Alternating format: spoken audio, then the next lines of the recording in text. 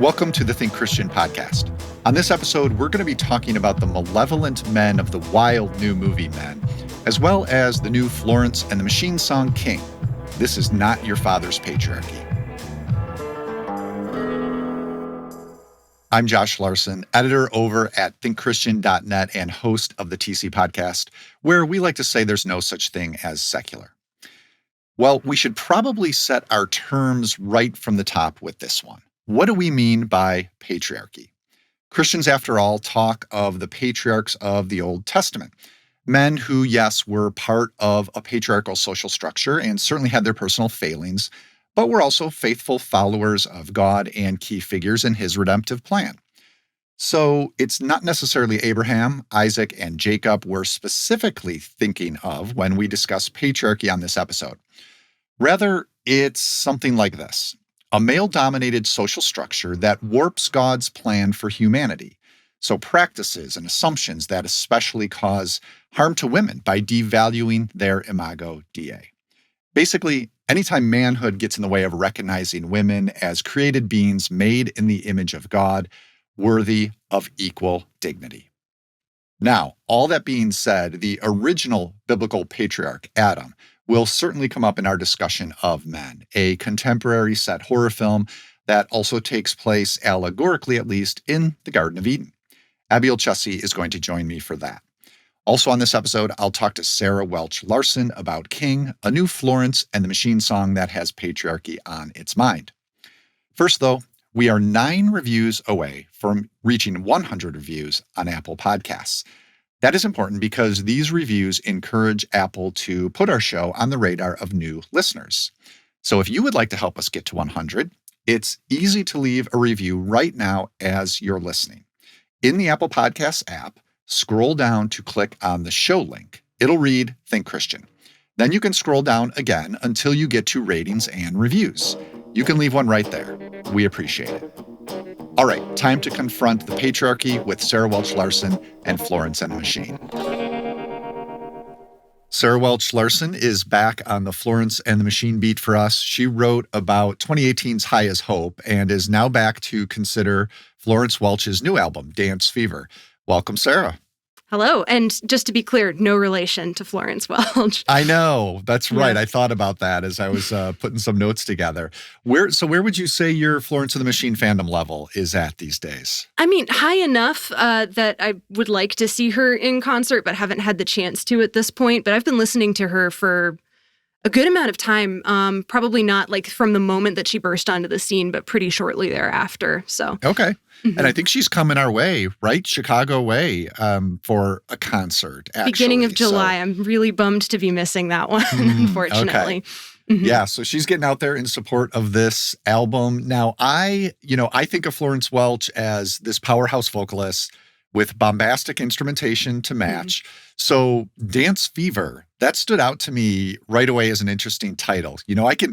I can imagine thrashing to some of her choruses maybe, but dancing might be something else. I don't know. Give me an idea what you think is going on with this album, Sarah. And then maybe you can talk a little bit about the song we want to focus on, King. How does that fit into it? Is it part of a larger thematic concern, or is it a bit of an outlier in the context of the other songs?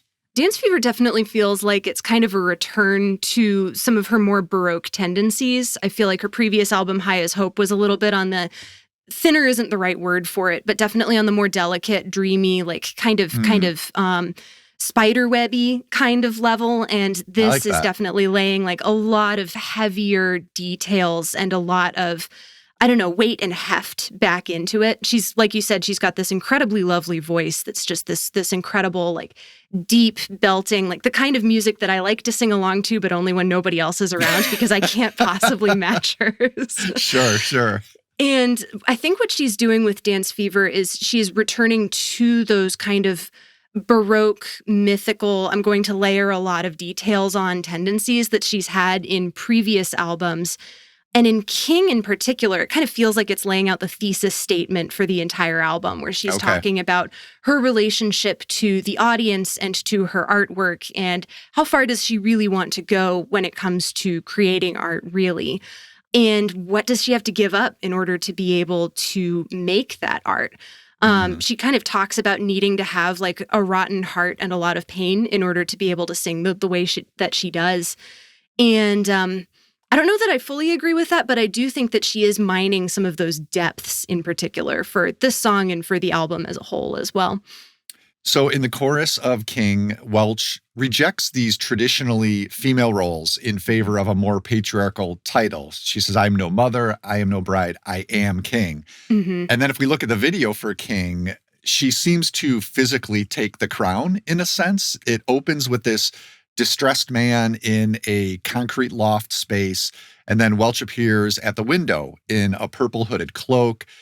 Things do not go well for the man from there. So give me your reading on this, Sarah. What do you think is going on here? It's interesting. There's a lot of tarot imagery, I think, actually, that she uses for this album. And so King is one of the suits, and it tends to symbolize maturity and stability, which I think is kind of interesting given the content of the music video, where it feels like she's almost more usurping somebody else.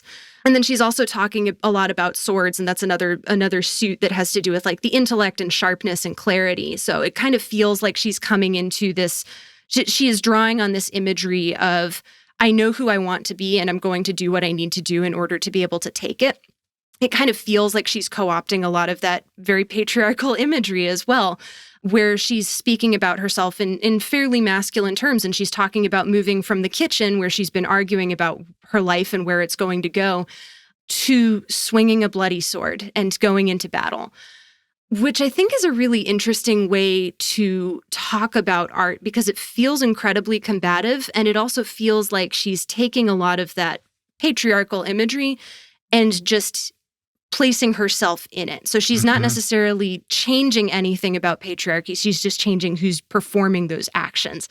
Interesting. And that doesn't quite sit right with me necessarily. I feel like if you're going to complain about a specific system that doesn't do right by women and that kind of denies their created image and in the image of God, I don't know that overtaking that same system and becoming the part of the seat of power within that system is necessarily fixing the problem. It's just putting one other person in the aggressor's situation. Yeah. I'm also curious how spirituality comes into play here, because the tarot cards maybe are part of this, but she's long incorporated references into her songwriting. A lot of times in not a vague sense, but it's scattered and touches lightly on all different sort of spiritual ideas. She definitely references Christianity as well, frequently throughout her songs. So looking again specifically at King, how do you see that at play here? And then how might it help us think about a Christian response to patriarchy?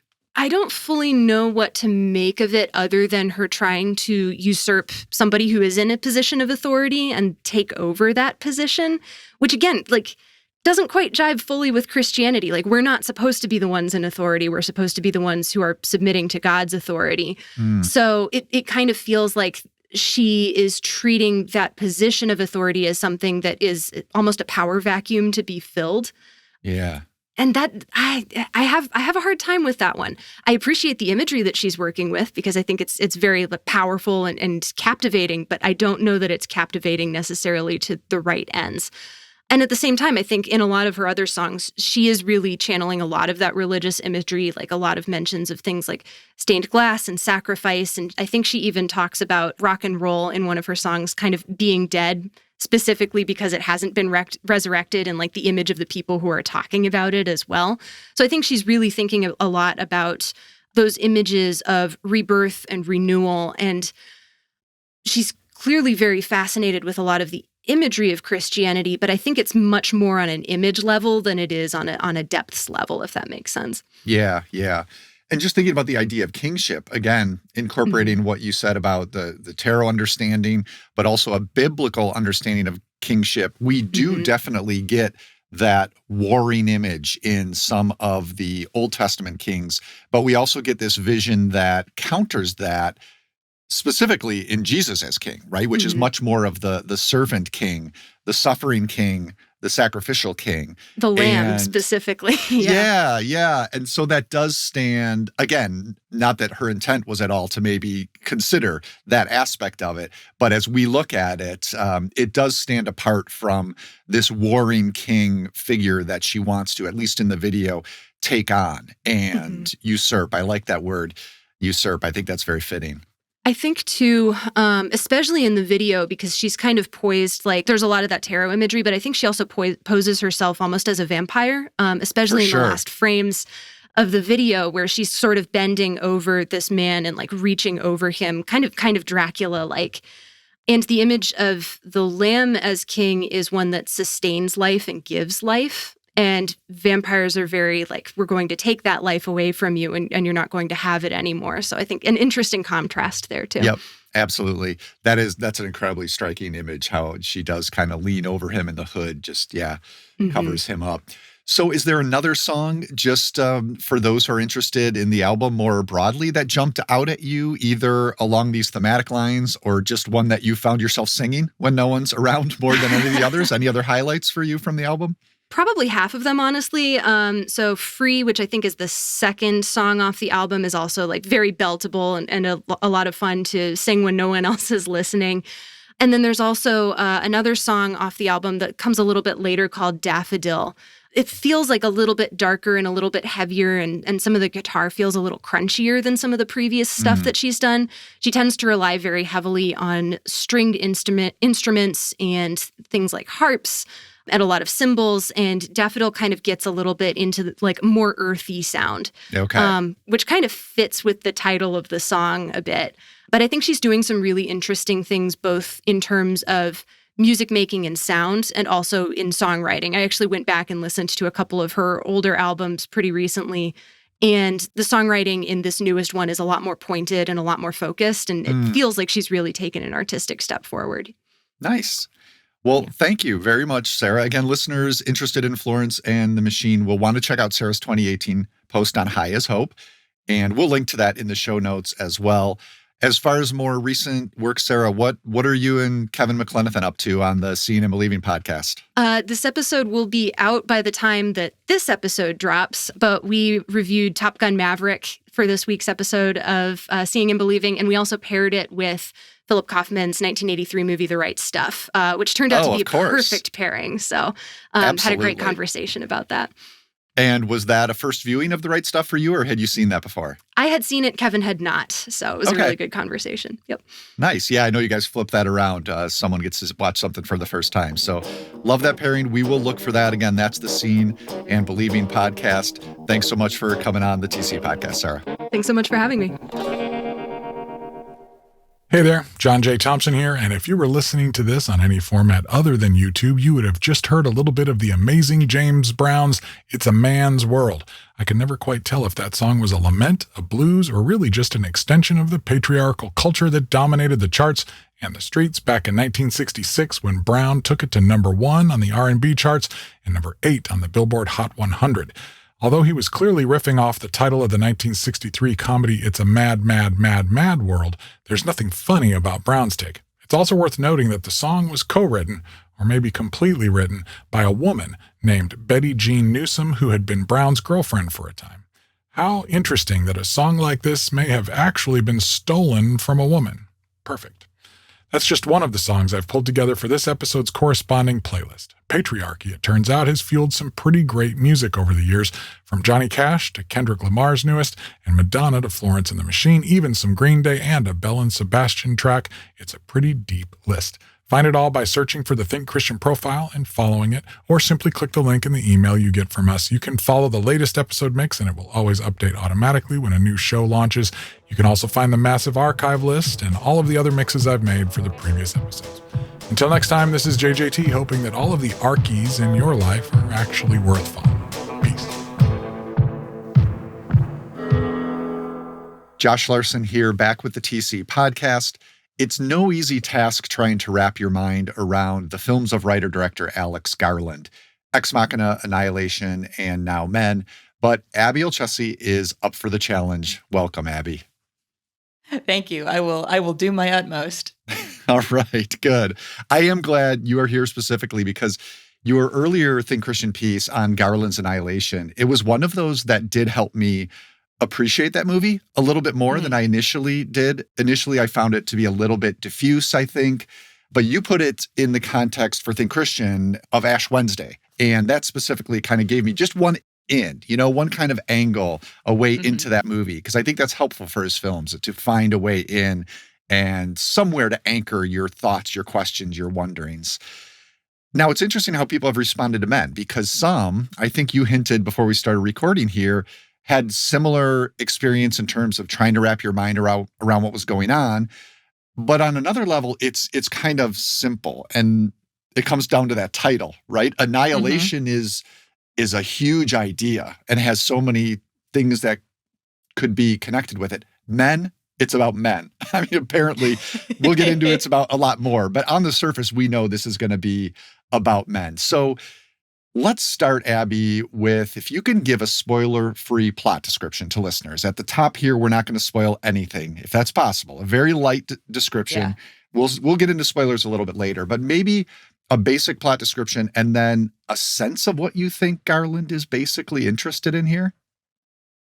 Okay, yeah. I'll start by saying that this was a movie that it kind of took me a while to process. So if people are coming to it with kind of varying reactions about what it was they saw, I feel like that's perfectly reasonable. But at the outset, it's essentially about a woman played by Jessie Buckley named Harper, who arrives at a country cottage. It's slightly larger than a cottage, but not quite a manor. It's a nice house that she has rented for a couple of weeks to help her process a pretty major trauma that's happened in her life related to her marriage and her husband, who is not with her when she arrives at the cottage. And so while she is there, she is kind of accosted by various men in this village. There's only, from what we understand about this village, it's only inhabited by one type of person, and that is Rory Kinnear, playing a variety of different characters. And that extends to the owner of the cottage where she's staying, the guy who runs the pub, the policeman, a vicar, a very creepy, 12 or 13-year-old boy whose face has been kind of Aphex Twin mutated to look like Rory Kinnear's, and also a very silent, naked man that stalks her throughout the course of the movie. And all of these characters have varying kinds of violent, patriarchal attitudes toward Harper's experience, what she's feeling, why she's feeling it, why she's reacting to things the way that she is. And she, in turn, is just basically trying to survive and find healing in this place that she has set aside for herself, and not finding that is a successful experience for her at all. Yeah, and, in case some are worried that finding out Kinnear plays all those parts is a spoiler, that's actually in the trailer. Now, I was fortunate enough to not have seen the trailer, so it took me a while to catch up with the movie on that front. But it does become obvious, fairly quickly after she gets to this cottage. And that's maybe the major gambit of the film. I'm curious how that registered for you. I think you're right. There are definitely violent variations of men we see, but also this landlord, the first Kinnear incarnation we see, he's more of a passive aggressive, just comments he makes they're patriarchal, but sort of in this old-fashioned, out of it uncle way.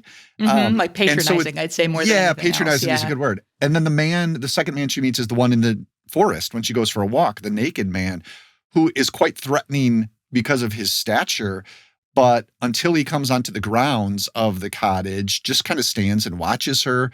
So that's a different expression, I think, of a threatening male.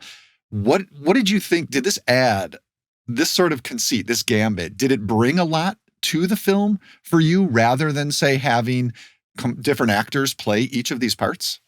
That's a good question. I think it does, in that I think it lends a lot to Harper's sense of powerlessness. There's a lot of imagery at work in this movie that we can discuss further, but I think the use of, as my friend Vivian put it, a dozen Rory Kinnears, I think it kind of lends itself to the possibility that at heart, all men are the same man.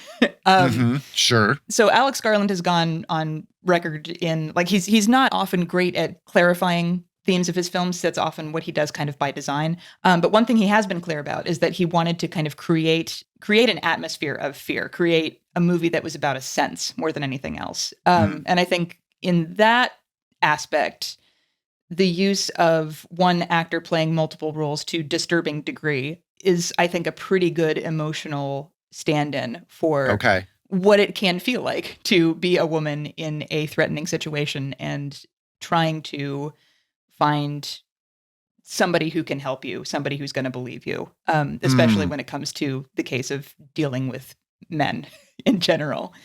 To turn to each person and it's the same face and you're getting a variation on the same response. Yeah. Who can you talk to when everybody's the same?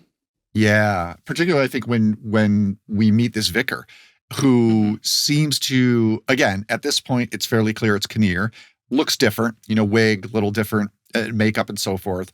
But we understand where it's eventually going to end up. But at first he presents this, offering comfort to her. They meet outside the church, the village church. But then it quickly turns and you see, but here's really this face of patriarchal judgment that she's meeting with this particular man. It's judgment, especially. And then later they have another confrontation and it's twisted more where it's the blaming of women for the lust within the man's heart. That's the vicar brings that up. You are making me feel this way. It's not me, it's you. So I think we do, the one thing, why it worked for me is we get variations on patriarchal attitudes towards women, yet, as you said, with the same face behind them, it gives us a sense that there's a shared root. And, we would point to that as a shared sin. An original sin. And I think you mentioned the imagery here. This is where we can probably turn to talk about some of the clear Genesis imagery in particular. There are biblical motifs all throughout this film, but definitely we see a lot of things pulled from Genesis, or at least I did. Probably at the very first one is maybe when Harper takes a bite out of an apple from a tree outside of the cottage in the yard there. And then the landlord, the Kinnear character, kind of jokingly reprimands her for it. Apple from the garden? Yeah, it was delicious. No. Mustn't do that. Forbidden fruit. Oh, God, sorry, I'm joking. It often feels to me like Garland is pulling from familiar imagery, including biblical imagery. And he's also used kind of Genesis-based themes for a lot of his works, not just this. And I think Alyssa Wilkinson, in her article in Vox, had a bunch of really good observations about Garland's interest in kind of Paradise Disrupted. I think we're looking at a couple of different versions of that, right? We're looking at the kind of larger mankind disruption of paradise, maybe a darker sense of, like you mentioned, kind of the root of patriarchy, where that comes from, where it starts. And also, we're looking at one person's particular desire for paradise that's being disrupted, like Harper's. So when she first arrives at the house, when she's walking through the forest in the back, it's a really innocent and light and lovely few scenes. That to me, like I resonated with that emotionally very, very deeply. I've had experiences like that where you just walk and are present and feel nature kind of healing you and allow yourself to kind of wander. And then that is suddenly disrupted by the arrival of the naked man, who then stalks her for the rest of the film. So I think we're getting a couple of senses there that maybe paradise it's something we've messed up for ourselves. We're never going to get it. It's never going to come back, which is, I think if you're looking at it from a purely worldly sense, he's not fully incorrect there. I think it's also worth noting that he also uses imagery that's pretty common in British folk horror. So the Green Man is a repeated motif. The naked man himself is, I think, a representation of the Green Man. There's a moment where he attaches a oak leaf to the front of his head that makes him look like that carved figure. It's a crazy image because if I'm remembering correctly, it's even there are like scratches or cuts he has that he sort of sticks the twigs in, an element of body horror, and there's a grisliness to that. It's incredibly unnerving. Yeah. And I think the Green Man is an image that is common in Britain, but nobody's able to really fully identify what the original meaning of the character was. We just know that it's been around for as long as there's been Britain, essentially. But the way that it's used in British folk horror is often pretty menacing. It's kind of both a sense of connection to something ancient, connection to the land, connection to nature, but also in a lot of British folk horror movies, that nature and that tradition is actively trying to kill people. So there's kind of a question of modernity and maybe the original sin of colonization, or just a lot of things that are tied to history in Britain specifically. And I think both of those kind of lend themselves to amping up that atmosphere of fear, right? Like we see the Green Man and you're probably going to expect a certain amount of menace. You see Harper eating the apple, you see images of Genesis, and you get a sense of original sin. Those things are kind of tied together. And even if there's not something specifically being stated in those moments, I feel like in both cases we're drawing on like a shared cultural imagery sense to kind of help us get in a headspace where we're going to feel what he wants us to feel. It goes back to what you're saying before about it evoking a feeling more than one specific idea, which is why I've seen some critics complain about this movie being as literal as its title and finding it to be a little deadening because you get it from the title and it offers nothing new. But I would say in the way it does evoke this mood through these different references, I found it pretty compelling. I'm glad you brought up the Green Man too, because that was a figure I was unfamiliar with. So my mind went, from the tree and the apple, I'm already thinking Genesis. I'm seeing him as an Adam figure in a way.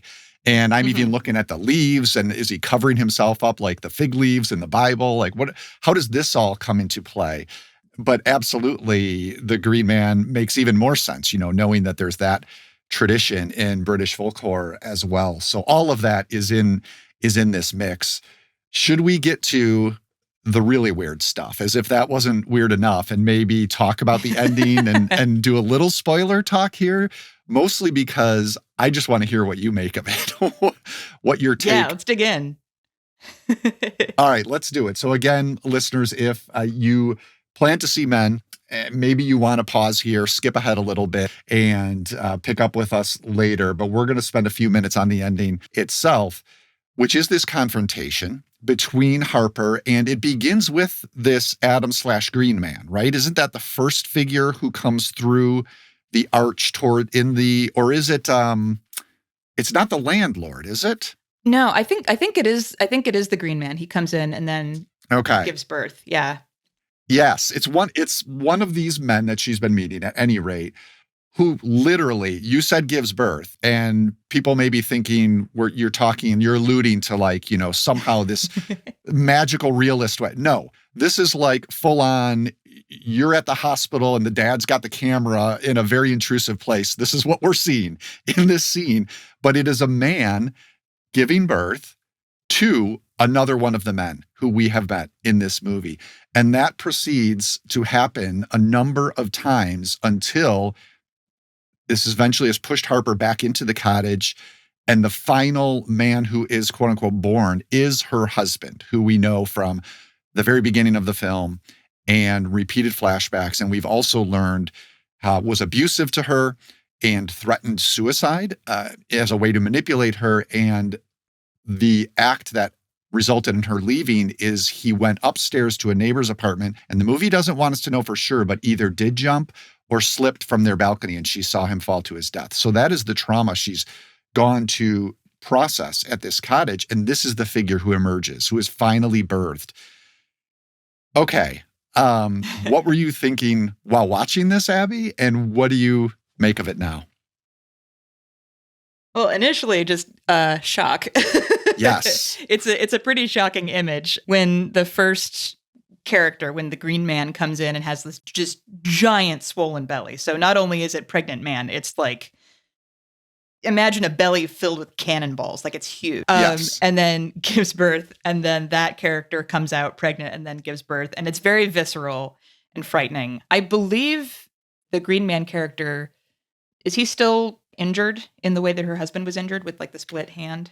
It's a good question. A number of the men who appear share the same injury. Because one touch I liked is how they all are kind of, holding that against her too. Like, look what you did to me, blaming her, using her self-defense as a weapon against her, essentially. I don't remember if specifically the Green Man has that wound, but a number of them do. Yeah. So you see these characters that have kind of an echo of her husband's wounds, and which I think kind of gives you a sense of her own grief and sense of guilt in some way related to that. I really liked what you said about the Green Man also being maybe kind of an Adam figure, in that with that character being the first one to appear and give birth, I feel like that has some symbolic significance. Maybe we're getting like this kind of primal origin character giving birth to one man who gives birth to another man who gives birth to another man, maybe suggesting a sense of progression, resulting in the reappearance of her husband, James, who is played by a different actor, not Rory Kinnear. That's right. So that's a little different. But the final thing that he says to her, she asks him, "What do you want from me?" Basically, just asking both this figure of her husband and I think the larger specter of evil that's been haunting her at large for the rest of the movie. And his response to her is "your love," which is just like the neediest response that a person could give another person that they've been terrorizing for the last however long. And I think is meant to kind of suggest the needy intrusion of men into the lives of women in some instances. In the sense of Harper's relationship to her husband, James, I think it's worth noting in that relationship, it feels like she wasn't allowed to have much agency, which is the reason she wanted to leave in the first place. Yep. And so I think we're getting kind of an echo of that, basically. She's in her trying to get away from that situation and trying to heal and trying to move on.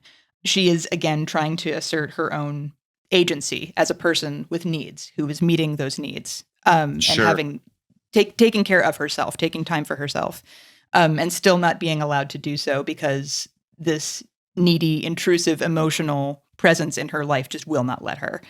So I think there's some truth to that in the experience of women in the world at large. I think there's some truth in that relationship specifically. So I think it works both allegorically and in the story itself. I've also seen in interviews that Garland has said that this is not something that exists solely in Harper's head, that it was important to him that it not be that. Interesting. Yeah, which is another interesting thing to consider. So it's definitely what we're seeing is kind of an emotional journey that she is going on. That's a reflection of that, but it's also something that is happening to her externally. So that's an interesting thing to keep in mind as you watch it, I guess. Yeah, especially because the very ending, I think, could be read as it might have taken place all in her own head, which I think would be, I think he's smart to say that, because if that is the case, I think that's a little problematic. It's another feeding of the, well, we don't need to believe her because she was making all this up anyway. And I think that would undermine a lot of what the movie is doing. Quickly should add, her husband is played by Papa Esidu, who, as I said, appears at the beginning and then in various flashbacks. I like that you said echo, how these birthings are echoes, because an echo literally plays a huge part in the sound design. On that walk through the forest early on, she comes across a tunnel, and before she sees at the end of the tunnel the naked man, she just stands there and makes a few musical notes and lets them bounce back and forth in the tunnel very beautifully. But then those echoes, her own voice comes back to haunt her later in the film during some very intense moments where she feels threatened. And it's kind of an inversion of the beautiful echo before becomes something that is scary later. I think it's also back to the births. For me, it was an ironic inversion of a very maternal female experience that here is being co-opted by men and turned into something that is threatening instead of beautiful. It kind of works the same way. Those births are the way the echoes have been distorted by the men threatening her. So I, like you, my jaw just kept dropping every time we got a new quote unquote baby. And it took a while to try to figure out what the heck that could have meant. But you touched on the generational thing, which I do think is a part of it too, is that this goes back to the original sin idea, is at the fall, everything was broken, which does include male-female relationships, which were meant at the beginning in God's good creation to be a full partnership and a chance to enjoy each other's presence. And one of the fallouts of the fall is that has been corrupted really from the beginning and passed down through these generations until we get, I really like what you said about it working allegorically and within Harper's narrative, because we've been getting it ever since. And also we've been getting it in this very specific way for her with this very specific man. It does come down to one man for her that she's dealing with. And so I do think it's a very gruesome way to maybe bring that home, but does work for me. Yeah, I would agree. I like where this conversation has gone. I feel like I understand the movie more. I feel like it's kind of one of those movies, right? You really need to go talk it out with people to complete the experience. In general, I find that that's something that Alex Garland's movies do really well. And I kind of appreciate his intentional lack of clarity about not just what his movies are about, but the way that his movies are about those things. I think he really is a filmmaker who's interested in generating conversation and to have people ask questions. I think in this particular case, there's a question worth asking that as a male filmmaker, is he suited to tell a story like this? And it's a really good one. Yeah, I think mileage may vary. I do think that there's the question as to, as a woman, I have felt the way that Harper has felt in certain situations in my life. I both appreciate the fact that somebody recognizes those for what they are and can put them in an emotional perspective that feels artistic and thoughtful, but also kind of resented having to watch that and feel that as somebody who goes through that feeling. However, I think ultimately I am still glad that it exists as a piece of art. I think it's generating some really interesting conversations. Yep.